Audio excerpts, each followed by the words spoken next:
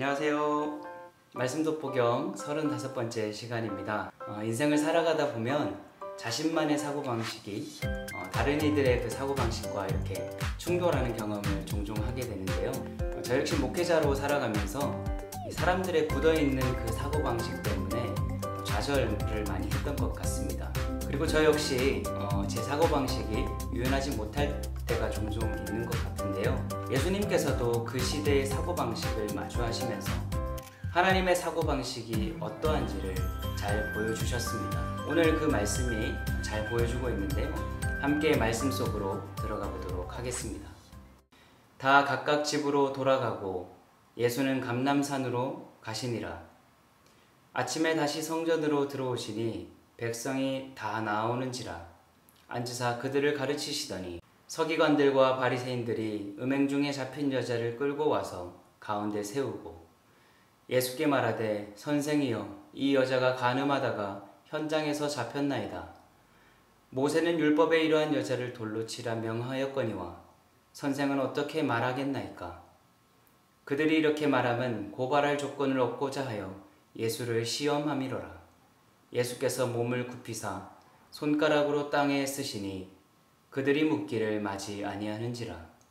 이에 일어나 이르시되 너희 중에 죄 없는 자가 먼저 돌로 치라 하시고 다시 몸을 굽혀 손가락으로 땅에 쓰시니 그들이 이 말씀을 듣고 양심의 가책을 느껴 어른으로 시작하여 젊은이까지 하나씩 나가고 오직 예수와 그 가운데 섰는 여자만 남았더라.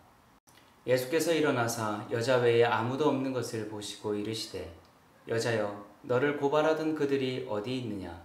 너를 정죄한 자가 없느냐? 대답하되 주여 없나이다.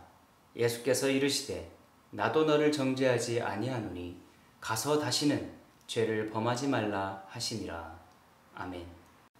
예수님께서는 어느 때와 다름없이 성전에서 사람들을 가르치고 계셨습니다. 그런데 갑자기 서기관들과 바리새인들이 간음한 여인을 예수님께로 끌고 왔습니다. 율법에서는 간음하다가 붙잡힌 남녀를 돌로 쳐서 죽이라고 기록되어 있는데요.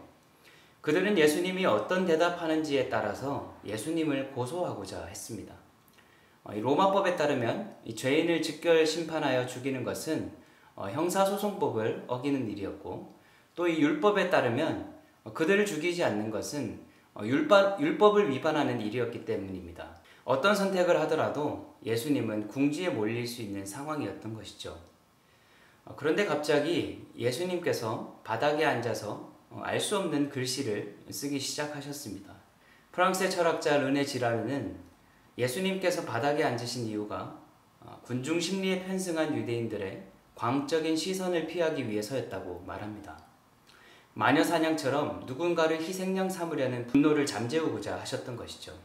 어쨌든 예수님께서는 바닥에 앉아 글쓰기를 마치시고 일어나서 이렇게 말씀하시죠. 너희 중에 죄 없는 자가 돌로 치라. 예수님께서는 율법을 깨고 싶지 않으면서도 여인을 용서하고 싶으셨습니다.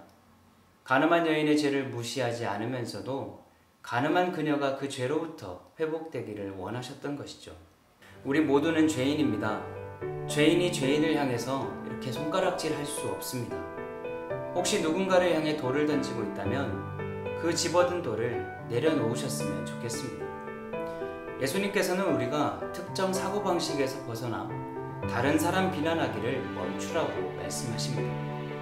이렇게 누군가를 손가락질할 때 이 나머지 세 손가락은 우리를 향해 있음을 기억하셨으면 좋겠습니다. 유대인들의 집단적 사고방식이 한 생명을 짓밟을 수 있었던 것처럼 오늘 우리를 지배하는 맹목적이고도 편협한 사고방식이 무엇인지 돌아봄으로써 죄인의 생명도 소중히 여기시는 그 예수님의 사고방식에 따라 살아가시는 저와 여러분이 되기를 소망합니다. 하나님 아버지, 우리의 사고방식은 너무 편협하고 옹졸합니다. 스스로가 완전하다 여기며 다른 이에게 돌 던지기에 급급합니다.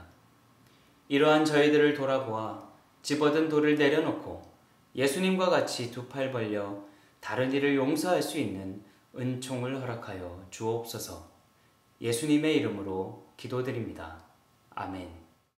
차별금지법에 대한 논란이 기독교 안에서 많이 있는 것 같습니다.